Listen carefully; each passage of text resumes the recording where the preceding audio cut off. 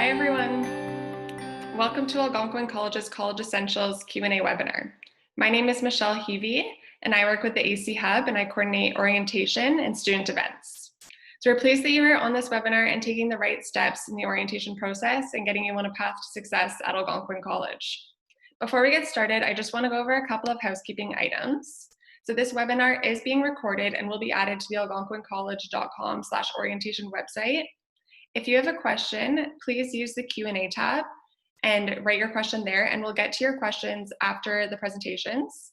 If you're experiencing any technical difficulties, please let us know by using the chat tab. You can just submit your question and someone from the events team will be able to assist you there. And you can see and hear us, but we cannot see or hear you. But feel free to, if you want to introduce yourself by using the chat tab, you can write out your name, maybe what program you're in. We would love to hear from you. So we have a jam-packed agenda today with a panel of college experts who will be sharing a little bit about the services that they offer and how they can support you throughout your journey at Algonquin College. The first portion of this webinar will be presentation style, and then we'll have a live Q&A session at the end. So now, next steps in the orientation process. Joining us today was a great decision, but if you still have questions and want to learn more about the services that you'll hear from today, I strongly recommend everyone to check out the algonquincollege.com/orientation website, where you will find our AC Startup webinars, and these cover more specific topics, such as the health and wellness, achieving academic success, your student experience, and so much more. On this website, you'll also find details about Virtual AC Day 1. To give you a little bit of background, Virtual AC Day 1 is on Tuesday, September 8th, and it's your first day of school. So this day consists of your program orientation, where you will meet your program coordinator, professor, and peers. This day also includes some free social activities, workshops, an opportunity for you to connect with peers and learn about the Algonquin College culture and be part of the community. So some of the workshops that you'll see on AC Day 1 include a Design the Ultimate Work from Home space with Ottawa's top interior designers, an art and activism workshop with photographer Michelle Valberg, coffee workshop, live music, and so much more. You will be receiving an email invitation to AC Day 1 next week. So please check your emails and again, check the algonquincollege.com orientation website for updates. So now I am pleased to introduce our first presenter today, Martha Marr, who will be presenting on Student Support Services. Good morning, everybody. We're very pleased to have so many of you here with us today. Just a small anecdote of what Algonquin College means to me is I always consider it a large college with everything to offer a student, but a small community. And I want you to know that every effort has been taken to give you that warm, friendly culture that is Algonquin College community online, and so that you will have a very similar experience to a year without a pandemic. So welcome today. I'm going to talk to you about a few of the student support services that we have available to you. Some I'm just going to mention, and you can learn more, or you can write one of us to find out about them. And then I'm going to go into depth on some that you, if you will need them, you should get started today. So next slide, please. As I mentioned, everything has been done to try to ensure that your experience of a warm, friendly culture at Algonquin College that encourages you to succeed and supports you to succeed has been made for your online experience or remote learning experience.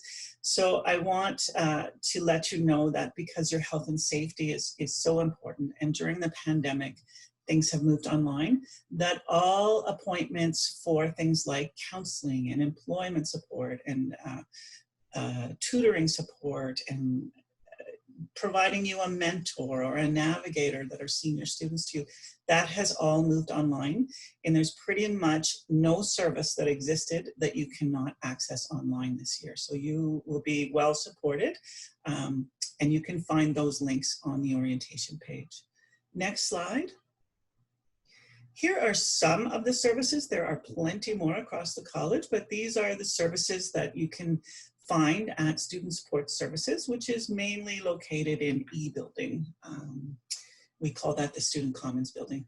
So we have the AC Hub, we have Aspire AC, the Center for Accessible Learning, we have Counseling Services, Employment Services, Health Services, which is actually in C building, the library, which is in the Dare District, the Mammadoswin Center, which is a center that supports students who come to us from Indigenous communities, and anybody who is an advocate of that is welcome to attend things at the Mammadoswin Center.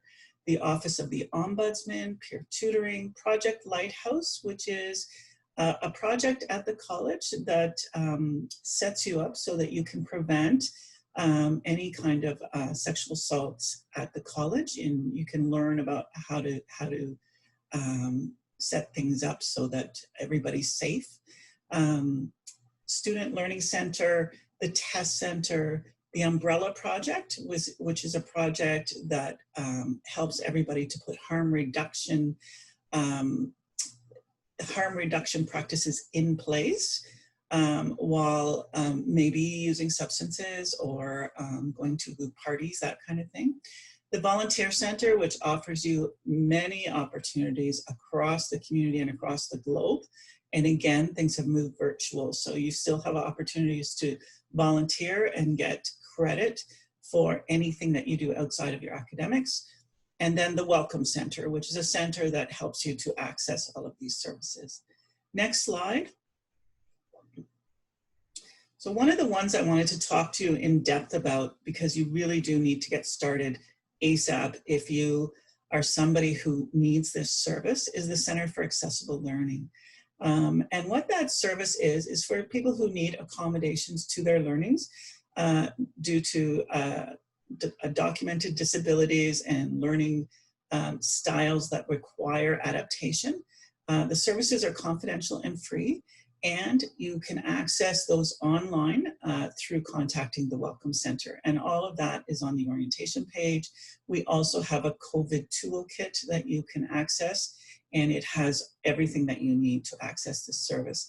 If you are somebody who will be needing accommodations for your learning, I would suggest that you start now to get access to this service. You will start with an appointment with a learning strategist, and things will go from there.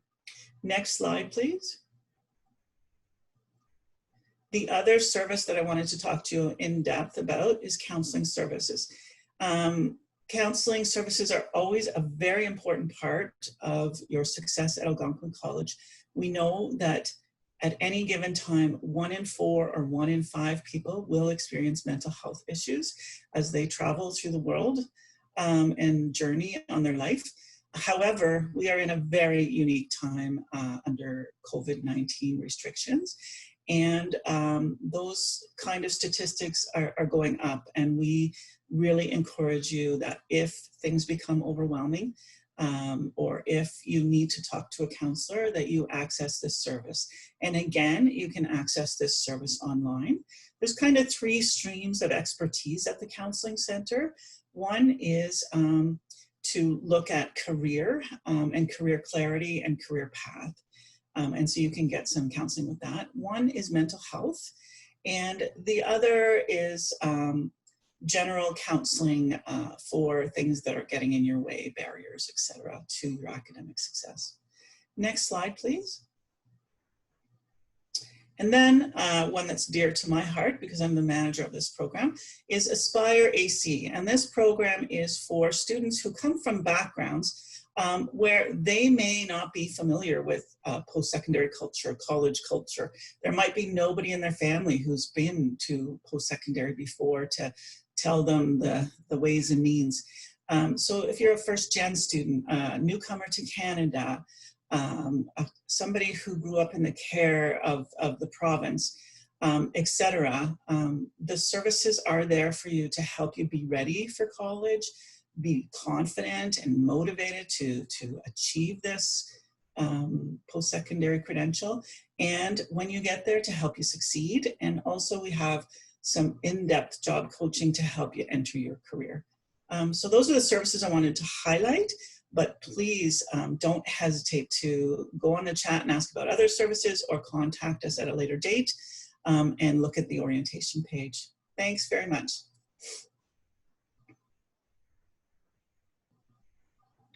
Thank you, Martha. We now have Nicholas Lapierre from Financial Aid. Hello, everyone. So over the next 5 minutes or less, I'm going to talk to you about some of the key interests that we have for financial aid. And in fact, we're going to jump to the next slide right away. So one of the biggest questions that we have is going to be about OSAP. OSAP is the Ontario Student Assistance Program. Now, to be able to apply for it, there's a couple of key factors. One is you need to be a Canadian citizen, permanent resident, or protected person. You need to meet Ontario residency requirements. You need to be an approved program at an approved school. Good news, that's us. All of our full-time programs are approved for funding. You also need to be registered in a minimum of 60% of a course load, or 40% if you have a self-identified disability. So to put that into context, that means that if you're 5 courses you're expected to take, as long as you take 3, you're good to go. If you have self-identified of having a permanent disability, that drops down. Instead of out of 5 courses needing 3, you only need 2, which is still a-okay. And the other thing that's important is that it's based on financial need. Now, financial need can be a little bit funny in so much as the fact that we don't decide what financial need is. It's going to be up to the OSAP application. So if you apply for OSAP and you're like, I really feel as though I should be in need, why am I not getting any OSAP funding? You can give us a call or you can email us. Email's a lot better these days. And we'll be able to take a look at that to be able to figure out what's going on with your application. It's not uncommon that people accidentally making $1 million. The difference between $1 million and $10,000 is a decimal spot. So we do see that error quite a bit. Now we're going to go to the next slide to continue the fascinating world of financial aid. Now, one of the big questions we have is how do you apply? Well, it's very quite simple. You would apply online through the OSAP website. Now, if you are going to be asking for funding and it's not through OSAP, so if you're from Quebec, if you're from British Columbia, if you're from one of our territories, you can apply for funding as well too. If you require help after you submit your application for financial aid, you can reach out to us based on our individual programs, or you can reach out to us for our out-of-province specialists as well too. And we're going to go to the next slide because we have something else that's great to talk about, and that is free money. When you apply for OSAP, it's going to be comprised of both loans and grants. And you can ask for grant-only funding, so you can leave school with having no debt. Now, you can also ask for money that's free of charge, as in no loans, no repayment, and it can be either a bursary, a scholarship, or award. Now, we try to make it very easy here at Algonquin College because we only ask for you to apply for one out of all 3 of those, and that's the bursaries. The bursary application will be available on the 24th of August through your Access account. Now, when you log on to Access, as I'm sure many of you have already done several times, you'll be able to see on the left-hand side that there is a link there for Apply for Bursaries. After that application, which should take about anywhere between 5 to 10 minutes, we will actually take that single application and apply it to the more than 200 bursaries that we have available. Our scholarships and awards are even better because you don't apply for them, we give them to you. What will happen is you'll be identified for somebody within your program to be able to say that you are worthy of that. Now, there are some special awards as well too that you can self-nominate to say, I think this is an award that I would be appropriate for. And we'll be able to help you in conjunction with the academic areas to be able to make sure you have that. We're going to go to the next slide. And this is just a little bit more information about how to apply for the bursaries. Now, this is really important because we would love to give bursaries away. In fact, we had instances where we've asked our donors if we can give money to someone else in a different program because people in a single program didn't apply. So it's very important that you take the 5 minutes to be able to do the application. The other thing that we need to have is going to be your SIN number. Without your social insurance number, we're not going to be able to give you that money. All you'd need to do to update that is to go back into your Access account and update your SIN. If you've attended Algonquin previously, we may already have it on file. We're going to go to the next slide. And this is one of my favorite slides because it gives you the way on how to get a hold of us. So even though we're going through some challenging times right now, our office is dedicated to being able to help students as best we can. And so we have actually decided that we're going to have people assigned to specific programs to walk you through your program over the course of the upcoming year. If you're not sure who it is, we can help you out with that. By going to our financial aid website, you can click on the financial aid officers, and you'll see just 3 of the 7 people on our team there. I like the guy on the left. I think he's quite attractive, maybe because it's me. If you also have any other questions along the way, you can give us a call, and our frontline staff will be able to direct you as best they can in case you're not an email person. Now, I think that's about my 5 minutes. So the one thing I would like to close upon before we go to the next slide would just be, if you're not sure, do ask. We can only help those who we know who need help. And so if you're not sure, we do ask that you please reach out to us. Thank you very much. Thank you, Nick. Next up, we have Catherine McLean from the Registrar's Office. Hello, next slide. Hello, my name is Catherine McLean. I am a Client Service Officer in the Registrar's Office. There's about 16 of us. We are all responsible for individual programs. Reach out to any of us. We're responsible for assessing your applications for admissions, registration, and graduation. I've worked here for 12 years. I was also a student here back in the 80s, a long time ago, when the college consisted of about maybe 4 to 6 buildings. It was very small, but a very friendly, welcoming atmosphere. And what I have found, that even though it's grown very large with a lot of students and a lot of new buildings, it still has that same welcoming atmosphere. So it's an exciting time for you, and I'd just like to say welcome to Algonquin College. So let's start. You've applied at Ontario colleges. We assessed your application and you've been accepted, so congratulations. You've probably by now confirmed that you want to attend and you've paid your deposit. So what's next? Next slide, please. So at the moment, we are currently in the process of getting all our students who have confirmed and paid registered into their courses for their programs. Anybody who has, like I said, confirmed and paid or deferred their fees by paying the deposit will be registered. If you have a conditional offer, meaning that you still have some outstanding requirements that need to be met, normally we have asked that these be met by August 1st for any programs that were oversubscribed, meaning that there was a wait list. If you didn't submit these and by that date, or provide us with information as to why they weren't going to be submitted, your application was probably canceled. That would be the reason why. For some of the programs, because of COVID-19 and the restrictions for getting transcripts on time or meeting outstanding requirements such as F-class license for the paramedic program, or CPR and first aid for some of our medical programs. Those dates have been extended. You probably would have received some information from your department explaining to you what needs to be done. So I would make sure that I read anything that I get from the department. Next slide, please.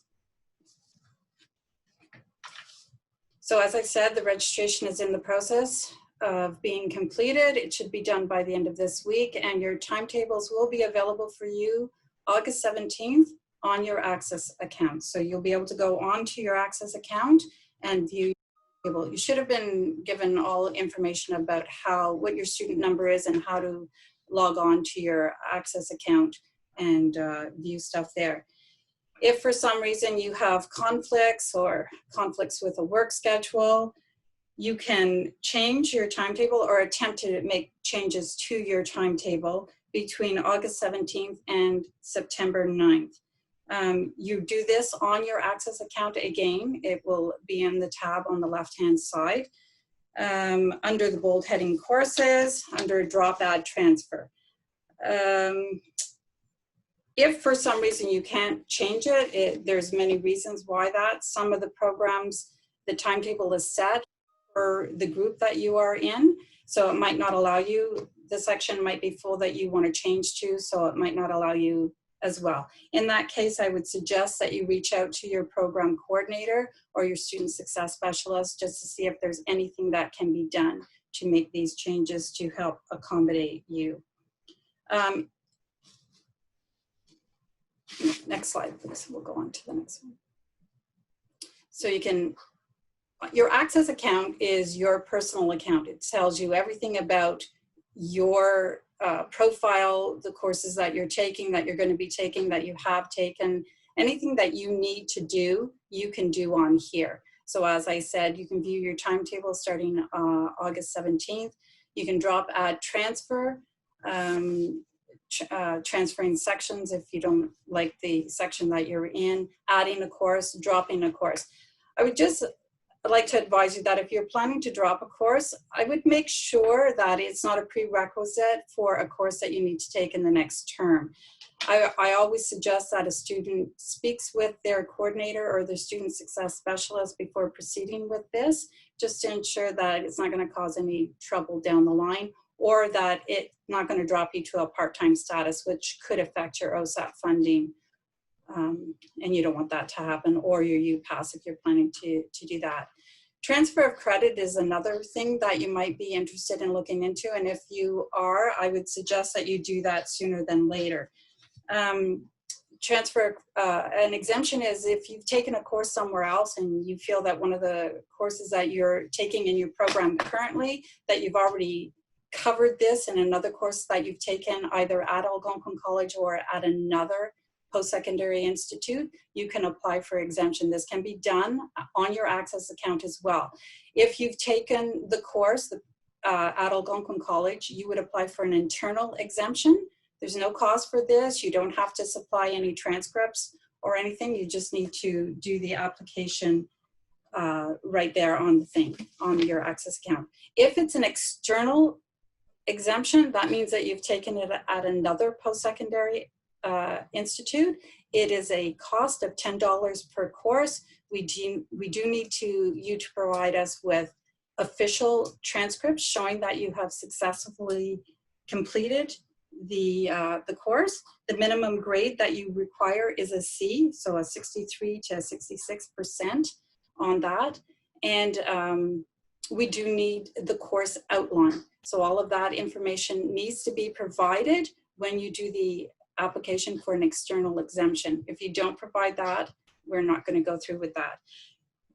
I would suggest that if you're going to do it, like I said, do it now. It takes 4 weeks to go through with the exemption, to process it through. So if you want to be exempt from that for the fall term, you need to get that done sooner than later. You are responsible to continue to attend the course until the exemption has been granted. You are still responsible for going to class and doing any assignments or tests, etc., until that exemption has been completed. Again, you can apply for bursaries. Nicholas touched on this, but that can be done through your Access account as well. Next slide, please. So if you are planning to withdraw, as it says here, it's quite simple, lack of attendance. So if you just don't show up to class, that's not the same as withdrawing. It has to be done officially in writing. So we need your name, your student number, the program that you're planning to withdraw from, and the term that you're withdrawing in. This needs to be given to us, sent to us through an email is fine at this point. There is a date. It has to be done by the first 10 days of class. So you have until September 21st. If you wish to withdraw, you would get a full refund minus the $250 tuition deposit. That is not refundable at any time. After day 10, you can still withdraw, but you're still going to be responsible for paying the full tuition fees for that term. If you're looking to withdraw just from one course, there are specific dates. They are on your Access account, but November 6th is usually the last day that a student can withdraw from a course without academic penalty. So you would get a W on your transcript as opposed to an F.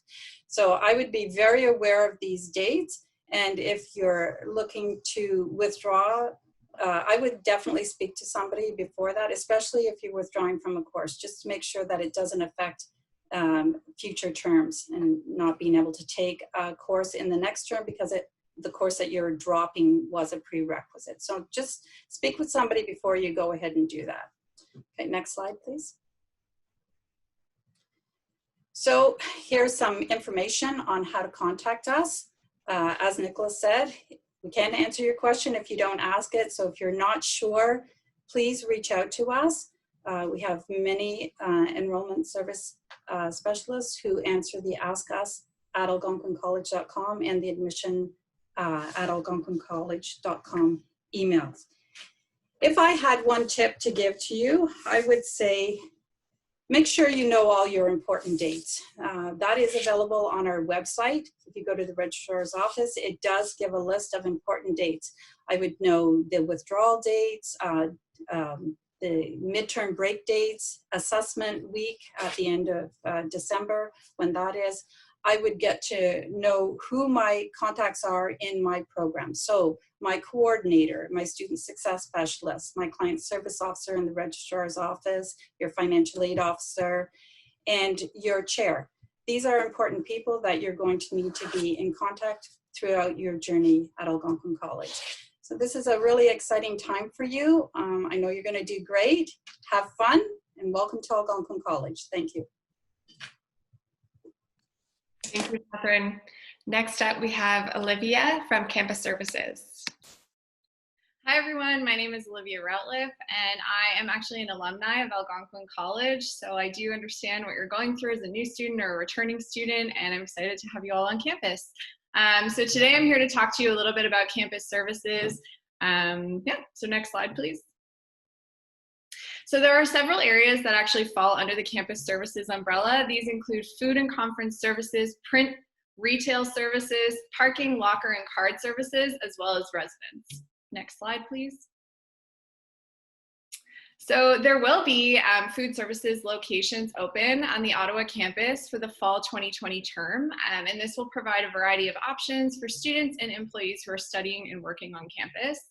It's important to note that not all locations will be open, and those that are may actually have some modified hours. So all this information will be available towards the end of August on our website. So you can visit algonquincollege.com/food-services at the end of the month to get that up-to-date information. Next slide, please. The campus store. So the campus store is how you purchase your Algonquin College gear. So that sweater you've been wanting, your course materials, school supplies, technology, and more. You can shop online right now 24/7 by visiting thecampusstore.ca. We are currently offering free shipping in Canada and the US until August 31st, which is a great option to take advantage of. And we also have contactless curbside pickup for those folks that are living in Ottawa or the surrounding areas. I've personally tested out this contactless curbside pickup, and it's amazing. You park, you call, and they put it right in your trunk.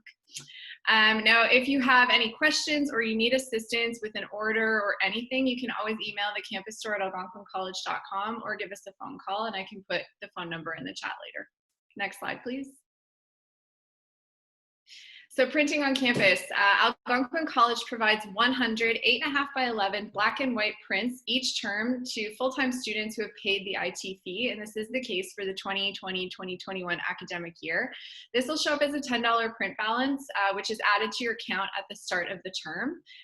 So all students will have access to the on-campus printers in the fall term. If you need more information on how to set up your device to be able to print on campus, you can visit algonquincollege.com/print. Next slide. Parking on campus. So there are a variety of options to choose from this year, and that includes long-term and short-term parking options. They're on sale now for the 2020-2021 year. So you can visit algonquincollege.com/parking to purchase your permit.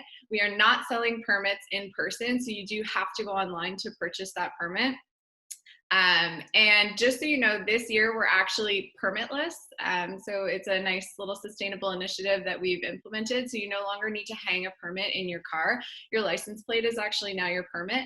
And I believe that you can have up to 2 vehicles on any one permit, but only 1 vehicle can be in the lot at a time. Next slide, please. So this is really important. This is the information about card services. So new students, returning students, everybody listen up. So new students, you are required to upload a photo online. We are not doing in-person photos, so it's online only. for your AC card. And then if you qualify, this photo will also be used for your UPass. Once your photos are approved, you'll receive an email and it'll have a link, and you actually book an appointment to come to campus and pick up your cards. Now, a lot of people, it's not automatic, so you won't automatically know if your photo's approved, but once it is approved, you'll get that email. If your photo's not approved, say you have something in the background, but you need to be on a blank wall, they'll just email you and they'll let you know. And if you're having trouble submitting a photo, you can email photoid@algonquincollege.com. I'll put that in the chat later, and they can help you directly via email. Now, if you're a returning student, you don't need to renew your AC card. You don't need to submit a new photo, but what you do need to do is renew your UPass. If you haven't opted out of the program, you will need to renew your UPass. So you'll have to come to campus to do that. There's 2 tap machines to renew your UPass. One is at the entrance of ACE, or the CA building, and the other is actually in Salon D, the D building, which is the Marketplace Food Court. So you just go up to the blue machine, tap it once. If it turns green, you're good to go. And as of September 1st, you can start using your UPass again. Now, this year, due to the unusual circumstances, we're really, really flexible on UPasses. So any full-time fall term student designated by the college as participating in remote learning can opt out of the UPass program. So the opt-out is actually available through Access, and you can do that now. To get a full fee assessment, if you're opting out, you do need to do it within 10 business days of the start date of your program, but you can opt out at any time. And if you decide, say you opt out because you're, not coming to campus, you're remote learning, but then you decide you do want a bus pass for the weekends or to bus to work, for example, you can actually opt back in, and then your fees will be assessed subsequently. Next slide, please. Yeah, so that's it for me. So for more information on all of these topics, you can visit algonquincollege.com/campus services, or you can email us directly. My tip for you guys is to have fun. School should be fun. I know it looks a little different this year, but there's so many resources, so many great events that our teams are planning that you're gonna have a great year. So just, take it easy, have fun, and work hard. Thanks so much, Liv. Okay, next up we have Amanda from Course Material Services. Hi everyone, my name is Amanda and I am a course material representative for Course Material Services. Like Olivia and a lot of other people on the panelists right now, I am an alum as well from the event management program. So I'm just going to take a few minutes. I know we're running out of time here. I'm going to take a few minutes today to tell you just a bit about course materials. I know there's a lot of questions flooding in right now about how to get your book. So if you're curious about your book list, please listen up because I have important information on that. Next slide, please. So the most important question, how do I access my course materials? So good question. So you're going to visit the campusstore.ca to get your book list. So your login for book list is going to be your Algonquin College username and password. A lot of students mix up that with entering their student number. It's not your student number, it's your username and password that you get from Access. So if you want to go to the next slide, there's a QR code here. So if everyone wants to access their book list right now, you're going to take your phone, scan your QR code, and it's going to link you directly to your book list. It's probably the easiest way to do it. So quickly grab your phone, scan the book list. If it's not working for you, no problem. Just visit the campusstore.ca/book list and it'll take you directly to your book list. And this is where you'll be able to view and purchase all of your course materials. I'll leave that up for just a quick second. Scan that QR code. Okay, next slide. All right, so once you've logged into your book list, you're going to be able to view and purchase your required textbooks. So I've had a lot of questions about this as well. So you have different formats so we have print, we have used or digital, wherever they're available. Some courses will not have all 3 options. It's just where available. So some may have it, some may not. But usually we have used is a lot cheaper. So just for a financial aspect, it's better to have used or digital. A lot of students prefer digital because you get immediate access as well. So you don't have to wait for the book to ship directly to you or go to contactless curbside pickup. So as I said, so for fall 2020 terms, shipping is available. So you're within Canada, US, and internationally. So if you want a print version of your textbook, then we'll get that shipped directly to you. We also have contactless curbside, as Olivia mentioned. Super easy. I've tested that out as well, and it's very easy to do. So if you're close to Algonquin, that's an option for you to pick up your course materials too. Next slide, please. All right, this is very important. If you do decide to take your digital resource rather than a print resource, we have two options. So this is on the right here, digital access code. This is the receipt that every student gets whenever they purchase a digital resource. So there are two options. You have a Texidium code. So this is always going to be a 10-digit, all numbers, 10-digit numerical code that you're going to put into Texidium. So in order to get Texidium, you have to register. There's the steps here. So you have to register using your email address. You copy the access code that you got. You have to install Texidium onto your smartphone, and then you're able to just download it. Then you can use it for offline use. If you're on the bus or whatnot, you don't have Wi-Fi, you can look at your textbooks on the bus, which is a great way to do so. So that is one option, Texidium code, 10 numerical digits. And then next slide, please. We have the second option. So the second option is a digital code or publisher resource code. This is a lot longer and it has letters and numbers, not just numbers, okay? So if on your receipt you get a digital code or a publisher resource code, you're going to redeem this through Brightspace. So you're going to go to Brightspace for your instructions from your professor. So like it says here, if your receipt reads digital code or publisher resource code, please visit your Brightspace course for further instructions on how to redeem it. So again, previously Texidium code 10 digits, this is through Texidium, okay? Digital code, publisher resource code, numbers, letters, really, really long, you're going straight to Brightspace. All right, so those are your two options for your digital access codes. Next, please. So if you need any assistance or have any further questions, I know course materials can be a bit daunting at times. You can reach us at cms@algonquincollege.com, or if you have any inquiries about a specific order, if you've ordered online about contactless curbside pickup, you can email the campus store directly at campusstore@algonquincollege.com. I'll throw in a quick tip here. I think someone mentioned this before, but please don't be afraid to ask for help. We're all here to support you. This also includes your professors and also your classmates too. If you have questions, don't be afraid to ask. And thank you. Enjoy your studies at Algonquin. Thanks so much, Amanda. Next up, we have a representative from residents. Jonna, pass it over to you. Hey everybody, my name is Jonna and I'm a Residence Life Coordinator here on campus. I'll go to the next slide. Awesome, so who are we? We are here and open, and we are your home away from home. On a regular year, we're the place that you get to wake up 5 minutes before class and stumble across the road to be on time. We do have a couple of changes this year, but either way, we are ready, prepared, and excited for move-in to start in a couple weeks. Next slide. Awesome. So one of the best parts about residents is the support that we offer. And this year, although we have gone mostly virtual, we are still here to help. So one of the best things is we have a front desk 24/7 available for almost anything. You can ask questions and they will direct you to who can help. So it's even better almost in a pandemic because we've changed to a virtual front desk. So now you can text them from your room, as well as someone will always be there for things like lockouts because that can't be done via computer. All Residence Life staff that myself as a Residence Life Coordinator, all of our residence advisors, we will still all be available. It just won't be a stop by the office type thing. It'll be via email, and we will all be available for Zoom meetings to offer the support that we normally do. And the last best support thing about residence is we actually have a counselor available a couple days a week just for students in residence. So she will still be available, again, just on Zoom. So from the comfort of your own room. Next slide, please. And of course, the best part about living in residence is meeting your friends and having fun. So again, we do plan to still plan lots of fun events for you guys coming in. It just will be virtual.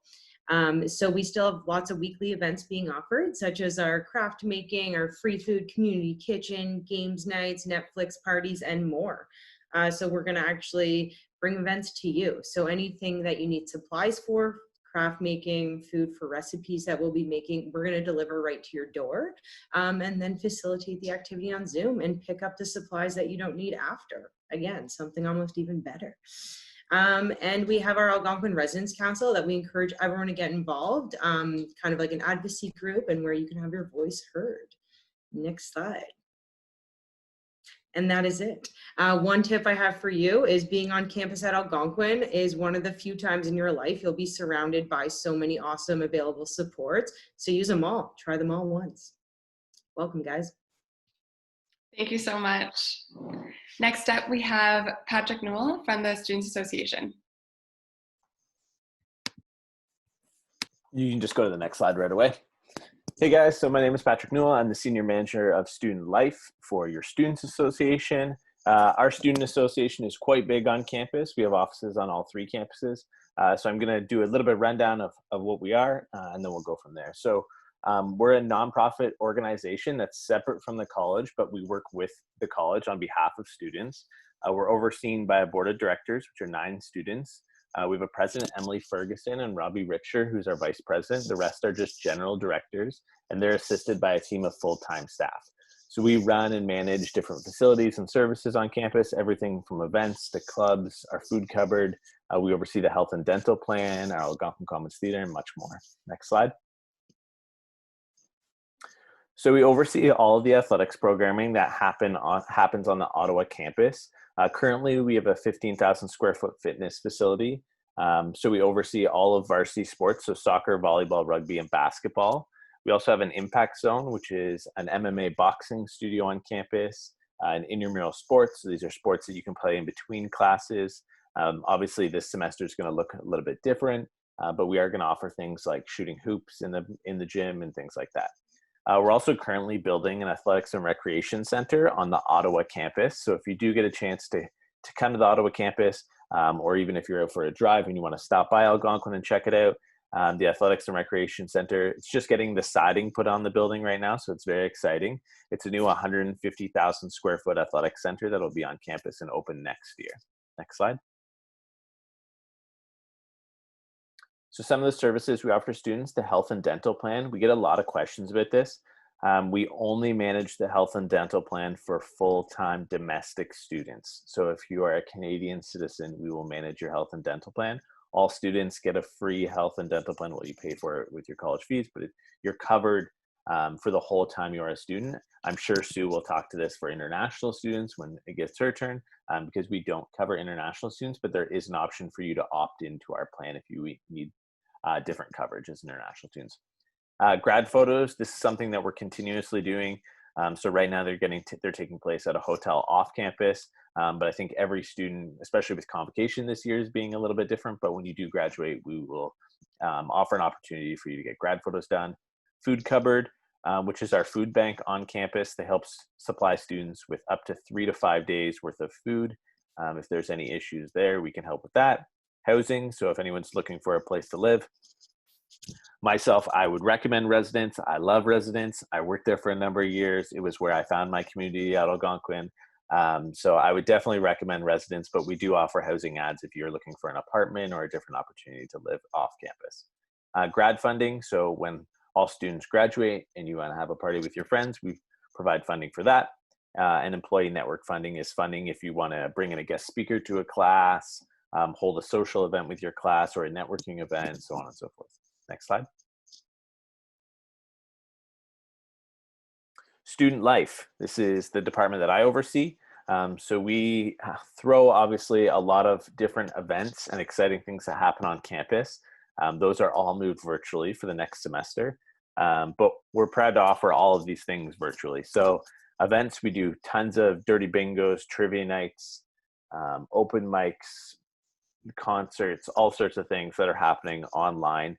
Clubs and communities. Clubs are a great way to get involved with student life on campus.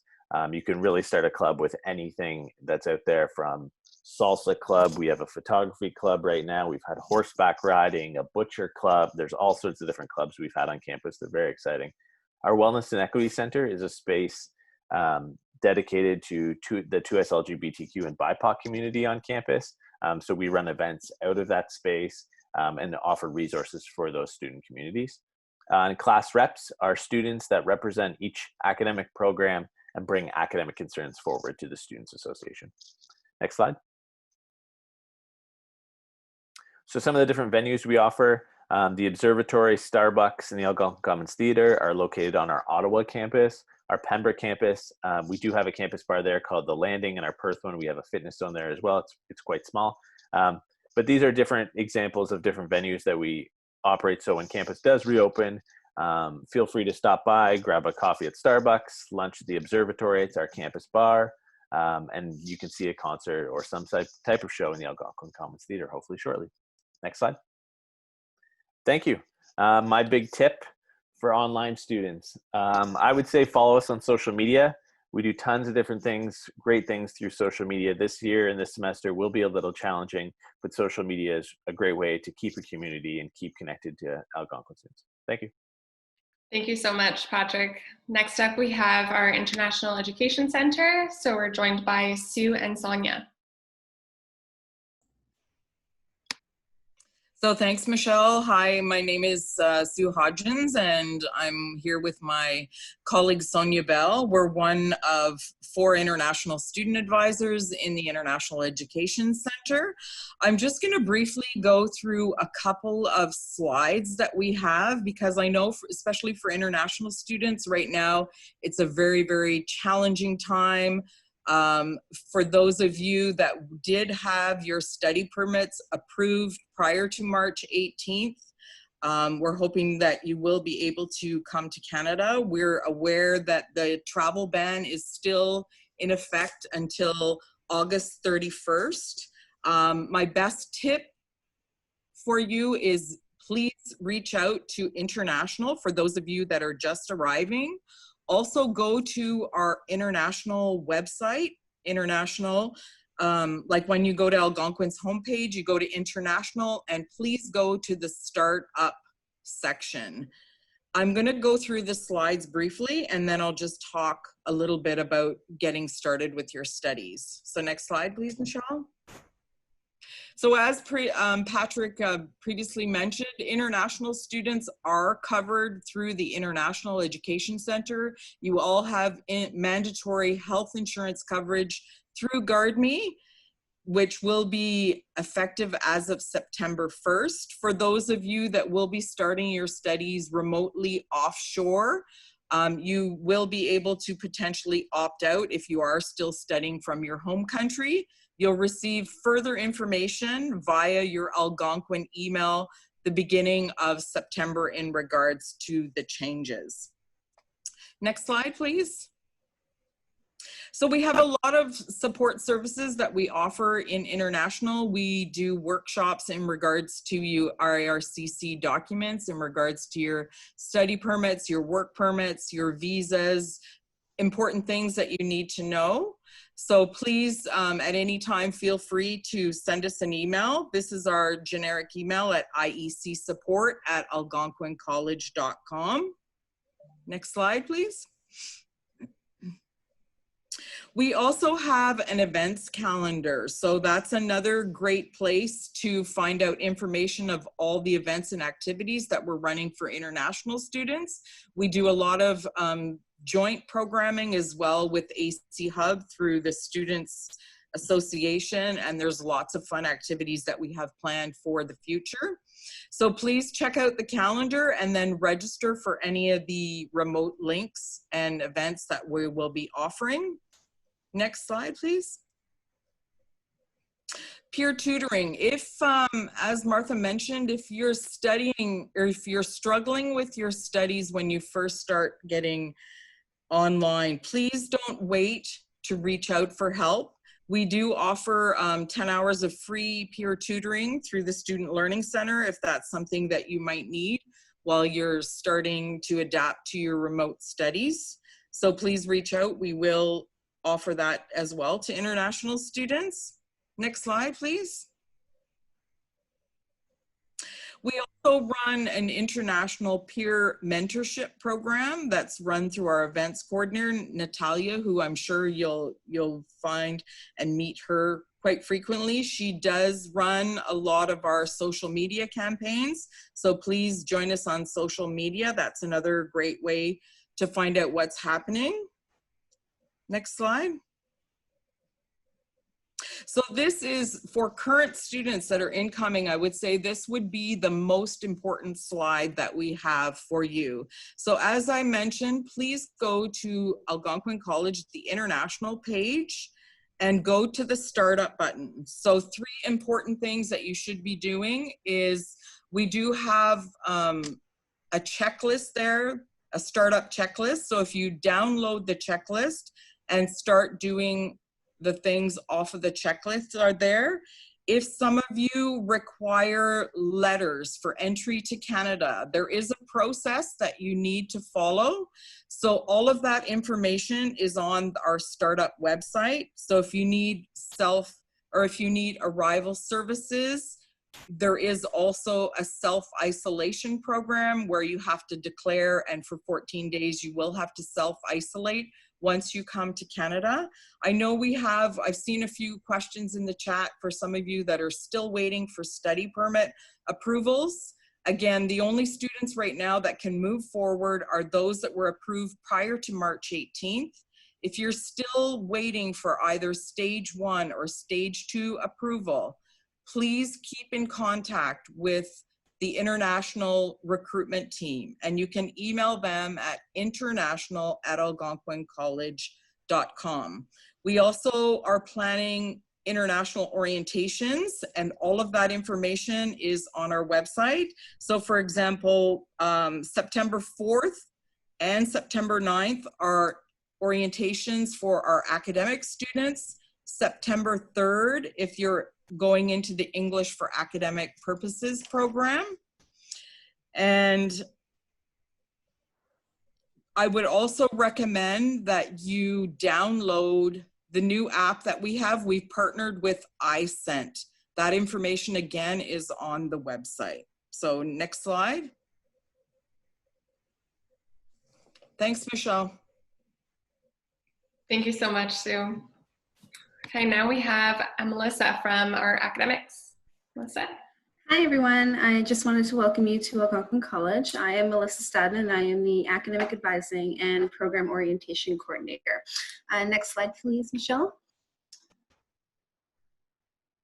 So what I'm essentially just going to go over really quickly today is a quick rundown of who your academic success team is, and then I'm actually going to go over a few quick study tips and for helping you start your program at Algonquin. So there's a lot of people on your team, and I've listed the 3 here that you're probably going to be interacting with the most. So every program has a program coordinator, and while your schedule is mostly set up for you, if you do run into a situation where you do need to make changes or drop a course, their program coordinator is the person that you're going to want to be speaking with. So they are the ones that know when a program or when a course is going to be offered again. So if you do need to drop a course, they'll be able to sit down with you and go over when you're going to need to take that course again and how that's going to impact your scheduling moving forward. Your academic advisor is somebody you meet with when you want to talk more about your big picture questions, how your classes link together, your academic goals. So if you're falling a little bit off track, they would be a good person to connect with. And in some programs, especially the smaller ones, your academic advisor and your program coordinator might be the same person. So if you do see the same name listed, it's not a typo, it's just in some programs they are the same individual. And then each program also has a student success specialist. And the best way to describe them is they are almost like your compass when it comes to navigating all of the different supports and resources that are available to you at Algonquin. So if you're not really sure where to start, your student success specialist is usually a good first point of contact. Next slide, please, Michelle. So just a few quick tips, and a lot of these are going to be especially pertinent to those that are remote learning. So plan out your day. So schedule out, when your classes are going to be, when you're going to have your homework, and also don't forget time to relax. Making connections with your classmates, your instructors, your academic success team, and definitely the earlier in the term, the better. If you want to find out who your student success specialist is now and reach out and introduce yourself, it's never too early to make that connection, especially if we're going to be remote. Improve your study skills. Now that's a little bit, very broad, but the Student Learning Center and the library offer a ton of amazing workshops on improving your study skills. In fact, they're going to be offering on a daily basis coming up in the last 2 weeks of August and the first 2 weeks of September will be how to navigate Brightspace, how to navigate Zoom. So make sure you keep an eye out for those because they're going to be coming up very soon. Next slide, please, Michelle.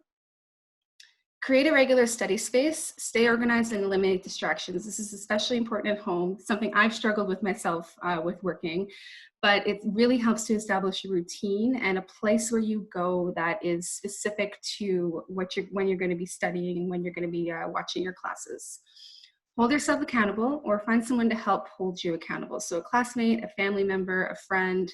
You know, this will really help when it comes to, you know, if it's a nice day outside, but you need to be doing some homework, they can help hold you accountable.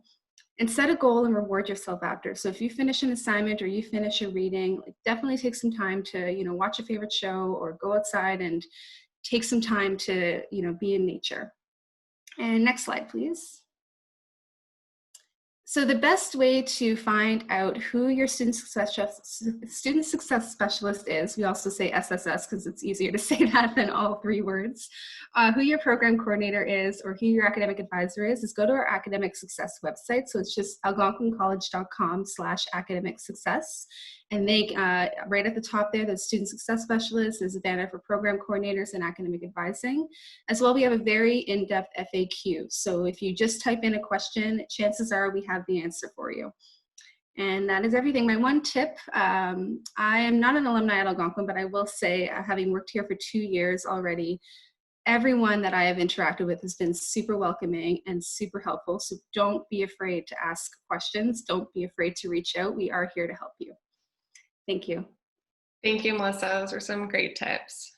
Next up, we have Leanne from the Cooperative Education Center. Hi, everyone. I'm responsible for communications and marketing for the co-op department. One of my favorite things about my job is having the opportunity to record and share different co-op success stories. And trust me, there are a lot. Every co-op employer that I've talked to has had something amazing to say about either Algonquin, Algonquin students, and Algonquin grads. So just know that you made a great choice. Next slide, please. So every program at Algonquin has some sort of work integrated learning, whether that's working with industry on a project, field placement, clinical placement, or co-op. What is different with co-op is we help students who are in a co-op program facilitate them through their co-op experience. So co-op is 16 weeks or longer. It's usually paid, it's full-time, and it's separate from your in-class studies. So if you're in a co-op program, you'll have co-op actually worked into the progression of your studies. And when you're doing co-op, you're not in class, you're working full-time. Next slide, please. So just to go into detail about what exactly it is, again, you're working full-time. You are making minimum wage or more depending on what your job role is. It's 4 months or longer. Some programs have back-to-back co-ops, so you might be working 8 months in a co-op job. And what you're doing is related to your program. So if you're in a computer programmer program, you're not really going into retail setting and selling clothes for your co-op. You're going to be doing programming as part of your co-op. Next slide, please. So a few facts and benefits about co-op. Because you go to class first and then you do your co-op and then you go back to class, you're really increasing your learning. So you're bringing what you've learned to class to your co-op, and you're bringing what you've learned in your co-op back to class. Once you're done co-op, you're more employable because you have that entry-level experience that you've completed during your co-op, which leads to my next point. You can also make more money when you graduate because you've obviously already had that entry-level experience, so you can get higher paying jobs after graduation. Next slide, please. So how does co-op work? If you're in a co-op program, you'll be dealing with us 2 months prior to your co-op work term. So this includes the prep term. So you'll be working with us and doing online activities to write your resume and cover letter and practice your interview skills. We'll help you along the process every step of the way. And then you'll have a job search term where all you'll be doing that term is applying for jobs. We do have jobs that would be posted on our portal Hire IEC, but it's also the student's responsibility to search for jobs as well. If there's a company that you want to work for, you should obviously reach out to them and try to pursue jobs that way. And then your work term is when you'll be working full-time in your co-op job and you'll be completing some assignments on Higher AC and Brightspace. Next slide, please. Okay, so just some information for international students. International students will need a co-op work permit in order to work their job. Some students will get this with their study permit, but we will send instructions to students during the first couple of weeks of school on how to go about this. And we do work with the International Education Center with you in order to get this. Some information for international students and domestic students: get a part-time job or volunteer. In order to get that co-op job, you want to have some sort of job experience on your resume. So get involved as much as you can in order to have that stuff on your resume and to show that you have professional skills. And just a few things that international students are usually concerned with. Be proud of where you came from. Employers want to see your unique selling point, and sometimes where you came from, what country you came from, and the experience that you have in your hometown can be that unique selling point. So be sure to be proud of where you came from, put that on your resume, add your languages to your resume, and don't be afraid to apply for jobs. A lot of international students think that maybe they can't work for the government because they're not Canadian citizen, but you can. There are different security screening protocols, and we can share information with you and we'll help you along the process. Next slide, please. Co-op eligibility. So some of you might have applied to a co-op program right at the Ontario Colleges level or International Student Portal, which means that co-op is already part of your progression. Other programs, you have to apply for co-op once you get here, and you'll receive an email from us during the first week of school to let you know the instructions of how to apply for co-op. And just a few things that you should be aware of. In order to stay in a co-op program, you'll need to maintain a certain GPA. You'll have to complete all your courses up until your work term and remain in good standing with the college. Next slide, please. So just a tip, the first week of school on AC Day 1, we'll be having a college or Co-op Essentials webinar where we'll have a few past co-op students and employers talk about their co-op experience. So please join us. Thank you. Thank you, Leanne. Okay, next up, it's our last presentation for the day. We have Matthew from our tech support.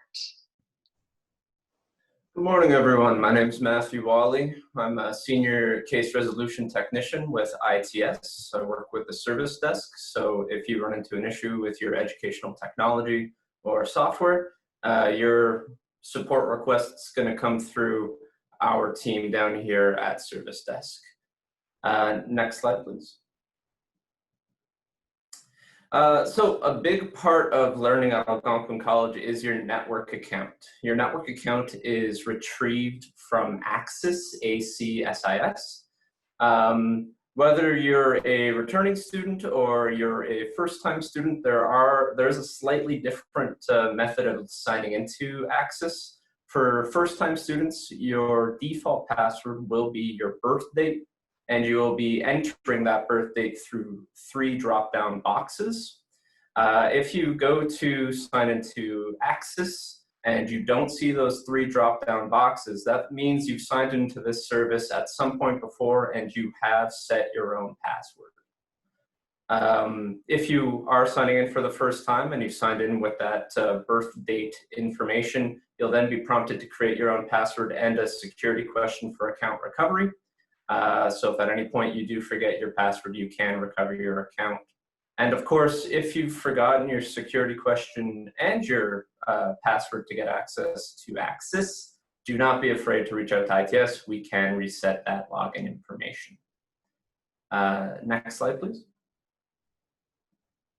Your network account will provide you access to numerous different network resources at Algonquin College. The big important ones amongst them are your Brightspace account, where all of your learning activities will be hosted. Similarly, student email is also accessed with your network account. All of your instructors and your fellow students will be contacting you through your student email, so it's always important to sign in and check up on that resource. And every student of Algonquin College is provided an Office 365 account. Office 365 is the subscription-based Office service, and you can sign into that website I've got there, portal.office.com, to download a complete suite of Microsoft Office applications. That includes Word, Excel, PowerPoint, Outlook, even the weird ones too. There's Access in there, bookings if you need that, Teams. It's very useful to have, and it ensures that you can have access to educational software no matter which computer device you're using. The last network service I'll highlight is VPN services. Some students will require VPN in order to connect to the college network to complete some of their student activities. This is not a requirement for all students, and if your course or program is a VPN required program, you've already been enrolled, chances are. If you haven't been enrolled and you're finding yourself in need of VPN services, don't be afraid to reach out to ITS and we can confirm whether that VPN enrollment has occurred for you. And if it hasn't, we'll direct you to the appropriate resource to make sure you can get access to that service so you complete your assignments. Next slide, please. So learning from home can be tricky to navigate if you've never done it before. To that end, we have created or we have linked various resources to assist with learning from home. The most organization-specific information specific to Algonquin College is found on our knowledge base, algonquincollege.com/ITS help. That is a encyclopedia of literally every technical support issue we've encountered up to this point, and it's a very valuable resource if you find yourself encountering an issue. Chances are it's not the first time that issue's occurred, and we've provided an answer to it on that knowledge base. Aside from that, there is a preparatory course for using Brightspace. It's just got a simple lesson plan that guides you through how to use Brightspace and how to make the most of that tool when completing your learning assignments. Next slide, please. So ITS is collaborating with the Student Learning Center during the period of September 8th to September 11th to deliver some workshops. The workshops are in regards to getting started with Brightspace, getting started with your student email and Office 365, and we are also offering drop-in support sessions to get assistance with your network account credentials, as well as getting support with Brightspace. So the two workshops that are titled Getting Started With, those are run with the Student Learning Center, and then the drop-in support session is an ITS-specific workshop where it is more one-on-one oriented support for your specific issues you've encountered. Student Learning Center, of course, has other workshops they're offering throughout August and September, so be sure to check up on those because they have plenty of valuable resources there as well. Next slide, please. So the biggest change to ITS Service Desk is how we are providing in-person support. A lot of computer problems that you may encounter can't necessarily be resolved over the phone or over our remote support service. And so just having a hands-on session could be beneficial. Starting August 24th, we will be assisting students in person down in Student Central, located in C Building, but we are requesting students to make an appointment before visiting us. If you just come down to do a walk-in, you can stand in line and wait, but students that have already made an appointment will be given priority because they've booked that time in advance. If there's an open time slot when you come to visit, we'll sign you in and then you can come and receive support. But once again, it's really in your best interest to make sure you scan that QR code, go to our booking webpage, and book a support session to get assistance. Alternatively, you can always submit one of your tech support inquiries to our email, 5555@algonquincollege.com, or you can phone us too if you want to hear a friendly voice, 613-727-4723, extension 5555. We are also offering support on Saturdays for in-person support. However, that likely will not become available until the beginning of this semester, starting September 8th. And next slide, please. So that's it from me. If I could offer you all a tip for academic success, it is to maintain a backup of all of your educational work. If you complete an assignment, if you take notes, if you do anything on your computer, make a backup. The portal.office.com website I mentioned earlier does link you to a 1 terabyte OneDrive. So that's cloud-based storage. You can access it anywhere that you can access the internet. And you can just drag and drop any of your critical files into that cloud storage resource. And now you're guaranteed to have a backup that is safe until the end of Microsoft, which will probably never happen because Microsoft is eternal. Aside from that, if you ever run into a tech support issue, don't be afraid to reach out to ITS. We'll do everything we can to get your back up and running. Thank you. Thank you so much, Matthew. Okay, now we're going to open up the floor for the Q&A session. I'm going to stop sharing my screen. Perfect. So I know we've received about over 250 questions so far. So thank you to all of our panelist members who've been answering the questions in our events team. I'll just go to the open questions and I'll read these out loud and then just direct them to our panelists for assistance with answering. So, and just I want to, I know I mentioned this at the beginning, but this whole session, the presentation, PowerPoint, will be added to the algonquincollege.com orientation website. So you can feel free to watch this again, check out the hours that our panelist members listed. So the first question we have here is, what happens on the first day, September 8th? How and where will we connect with college professionals? Do we receive an email with all the links? So I'll go ahead and answer that. So ACA Day 1 is the first day of school. It's Tuesday, September 8th. And you will be receiving an email on Monday, which will invite you to ACA Day 1.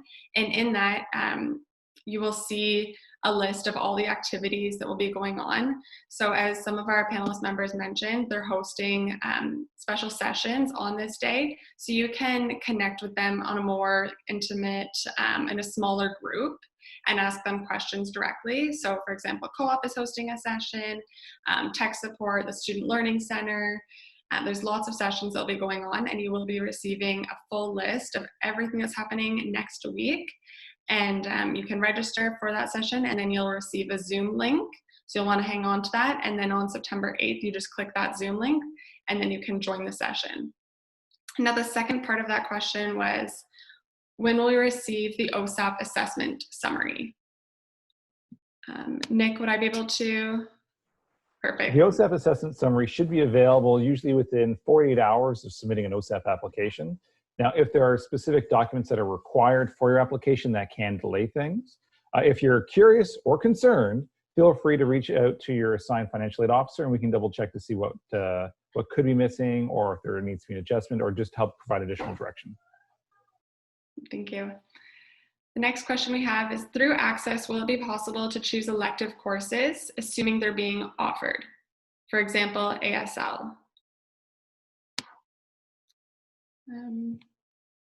Catherine or? Yeah, I don't know what they mean by ASL, but. American Sign Language. Oh, okay. Sorry. Thank you. The electives needed to be selected if you had one. Most first level 1 courses don't require a general elective or a specific program elective, but if you did have to, it should have been selected on your Access account between June 13th and July 24th. At this point, you can send an email to your client service officer with your top 5 choices. So if you go onto our website and go to general electives, find your program, it will provide you with a list of general electives that you can select from. Select at least 5, send that to, you can send it to your coordinator as well, who will send it to us, but send it to your client service officer, and then we will get you registered into whichever course still has available space. If it's specific to the program, some programs, and it's usually in an upper level, require you to select from different electives that are specific to your program. In that case, if you did not select one of those, I would definitely reach out to your program coordinator just to find out where you can fit in. All right, if that answers your question. Thank you, Catherine. Okay, next up, I have a daughter who will be attending school this September. What kind of guidance or help is there in case she has to stay home due to COVID and won't be able to attend the classes in person? So I would recommend that your daughter contact the program coordinator and professors and try and make arrangements. I don't know if anyone else has any other suggestions. And just speak to your professors and program coordinator, maybe your student success specialist. Okay, further, I don't know if this was, okay, there's the next question. Further to that previous question about electives. Sorry, I see that I had to select from June 13th to July 24th, but I couldn't access it then. Have the dates been extended? So no, the dates have not been extended, as I just explained how to go about doing it. If you couldn't access a general elective or an elective, it's probably a number of things. Most probably that you don't have one to select. So you can check, go onto our website, pick up your program, go to courses, and it will tell you whether or not you have an elective for the upcoming term. If you do and you didn't select one, then I would definitely do as I said previously and send your top 5 choices to your client service officer, who will then get you registered. Okay? Thanks, and I think this question is over to you again. When can I start to transfer courses? I was late to apply in my original course, so I took a similar course to it as I read that I can transfer in my second semester, but I'm not sure when and how. I'm currently in the pre-health certificate and diploma, and I want to be in the pre-health advanced diploma and degree. All right, I would definitely speak with the coordinator with regards to that, both the coordinator for the program that you're in and the program that you want to transfer into, and they'll let you know. Usually that would be done probably midway through this semester, provided there's still space in the program for the winter. I would definitely talk with them. I would also go on to Ontario colleges, and if there is an intake for the pre-health advanced diplomas and degrees in the winter, I would add that to my selection list on my OCAS. Thank you.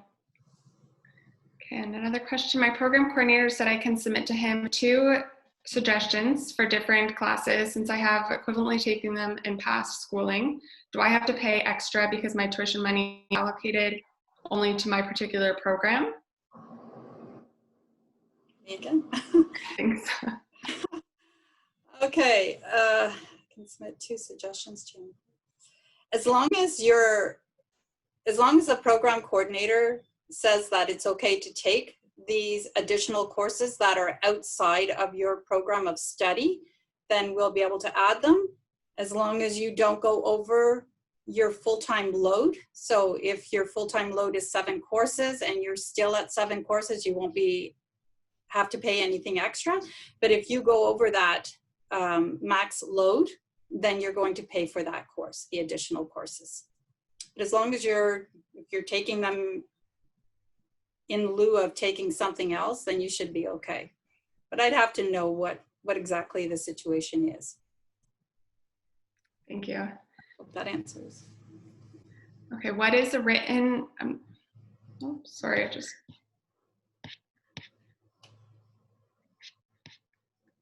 Okay, my program is Construction Engineering Technician Co-op, but I have S1, so am I eligible for a work permit if I don't know what the procedure is to get a visa SW1, or can I get a work permit from the college? This is an international question. Okay, so your study permit is based on your letter of acceptance that you would have originally received from Algonquin College. So the letter of acceptance you received from our international admissions team, if you have normally it's paragraph 2 of your acceptance letter. If it states that you require co-op or work integrated learning, then when you apply for your study permit, you should be also applying for the work permit at the same time. So if you did not receive the work permit at that time, then once you are in Canada, you can apply for a work permit using, again, your original letter of acceptance that you received from Algonquin College. Thank you. As a full-time student, do I have access to the Adobe program as well, or does my program need to specifically use this in order to qualify? I can handle that. So for students of full-time programs, they're called Bring Your Own Device programs, or BYOD. They are automatically provided Adobe Creative Cloud access. Sorry, I misspoke. They are eligible for Adobe Creative Cloud access, but they must request that permission from ITS. And we'll just do a quick review of your student enrollment to make sure you're a full-time student, and then provide the access to you, and you'll receive an email notification that it has been provided. Great, thank you. And Matthew, I think this is back to you. How do I contact technology for classes? So that's a broad question. If you're asking about what type of laptop you would need, there is a website resource on the Algonquin College site called the BYOD laptop requirements, and you can look program by program to see what type of laptop device is recommended for your program of study. If you're asking about other types of technology that you might need, example being animation programs commonly need a drawing tablet that connects to a computer. That's something you would inquire about with your program coordinator to see if there's additional technology that would be beneficial to you. Thank you. Okay, the next question. My program is being delivered remotely. Are some of the student fees going to be waived because of this, like the gym, student activities, for example? Do you want me to answer that? Thank you, Pat. Yeah, no problem. So the athletics fee for the fall semester was reduced, and so was the student activity fee. They weren't completely removed, but both those fees were reduced on behalf of the Students Association. I can't speak to what the college did on their fees, but the Student Association did reduce both the athletics fee and the student activity fee. Awesome, thank you. Martha, do you have anything to add? Was there? Or just unmute. Sorry about that. Yeah, just to reiterate what Patrick was saying is that the fees have been reduced, and there is still some consideration, things that are being discussed about further opt-outs and reductions. Great, thank you. My program delivery information, I have a hybrid teaching, but I recently filed for a remote program registration waiver and attestation for form, telling me that I have complete remote learning for the fall 2020 intake level 1.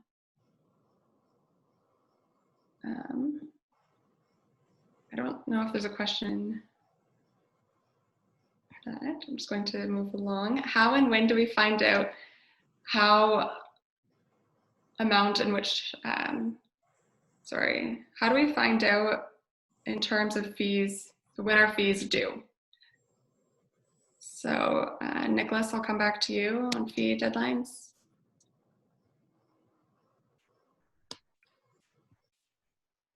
Nick, is Nick? I could answer that. Okay, thank you. So the fees were already due, so they should have paid those already. If they did a fee tuition deposit, the remaining amount of fees will be due September 28th. At that time, you'll pay whatever is owing on your account, and you will be able to see that balance owing on your Access account. For all level 1 students, the 2021 winter term fees are due November 1st. And for any returning students, the fees are due November 15th. This information about when fees are due is on our website under important dates. I would really strongly advise all students to become familiar with that, and because it tells you all the dates for anything that you would need to know with regards to the college. Also, you're going to get an advisory on your Access account, usually in a bright red color, telling you that fees are due and when the deposit date is. So you'll be instructed as to what to do. Okay, thank you. You're welcome. This is a co-op question. So I'm in the construction engineering technician co-op course, and I want to know what will happen to my course if I'm in India. I think that's more of an academic side. As for co-op, I believe that you can complete your courses online while in your home country. It's just you might not be able to work in your home country for co-op when it comes to your work term, but that won't happen for another, I don't know, 8 months or so if you're starting your program. Okay, thank you. And you should you'll receive details from your program coordinator about what your class will look like, and also during your program orientation on AC Day 1, you'll find out some more. Okay, I'm in the culinary management program, but I want to change into the police foundations program. I sent an email to the registrar's office, but I didn't get a response back. Catherine. Okay, so it would depend, again, which level you're in the culinary management program.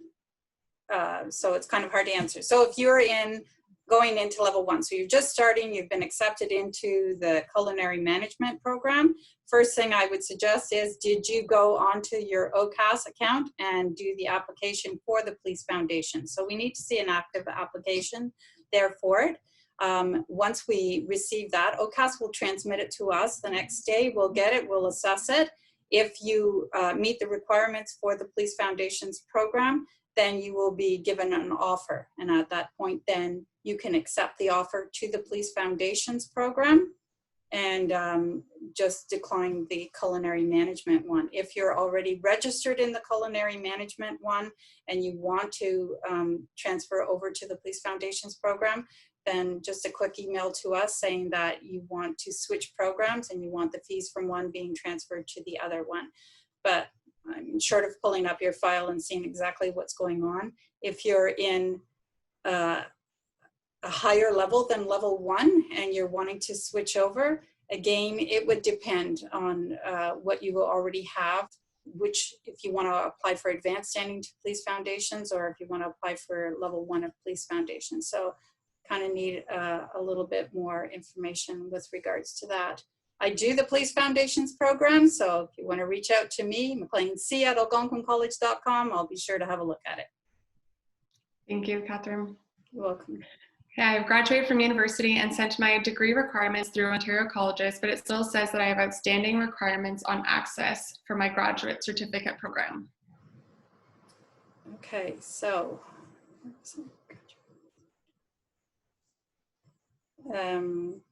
I don't know, you would have gotten an email back stating, because when we receive your application, we assess it.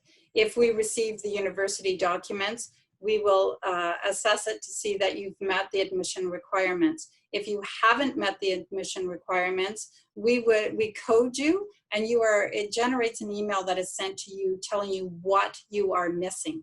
So have a look at your emails to see. It should specifically say you're missing this, or your degree is not compatible, does not meet the admission requirements for the graduate certificate program. You're missing something. It's possible sometimes some of our graduate certificate programs, the program coordinator wants to see it specifically. So in some cases, we send all the documents, the transcripts, anything else that is required through to the department, and they will assess it, and then they tell us whether or not the student is acceptable or not. You can always reach out to your client service officer. We are extremely, extremely busy at the moment as we are trying to get everybody registered into their courses. And with COVID going on, there's a lot of scheduling issues. So sometimes we're a little tad, maybe not as quick responding to emails that we receive, but you can also reach out to the department. But first and foremost, I would ask you to check your emails to see what we have sent you saying what is missing. Should explain it. Thank you, Catherine. And sorry, I'm just recognizing the time. It's 10:30, so this is the end of the webinar session, but I'm going to read this last question. So it's, if we have fully online classes, can we use the college library and other resources? And a lot of the college support services have transferred onto an online model. So we have peer tutoring, and there's lots of workshops that you can get the same services that you normally would on campus, but online.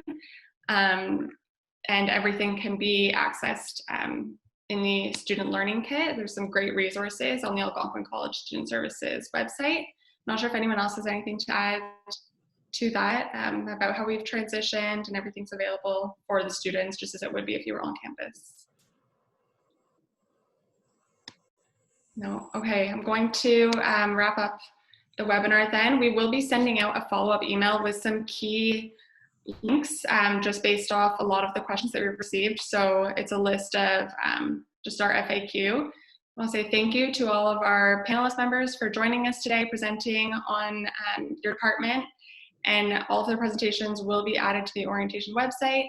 And thank you to all of our students for tuning in today. We're so excited for you to start your fall semester with us very soon. Thank you for joining and starting your journey. We have a lot more scheduled for you for the rest of this month and on September 8th for AC Day 1. I look forward to connecting with everyone again then. Thank you.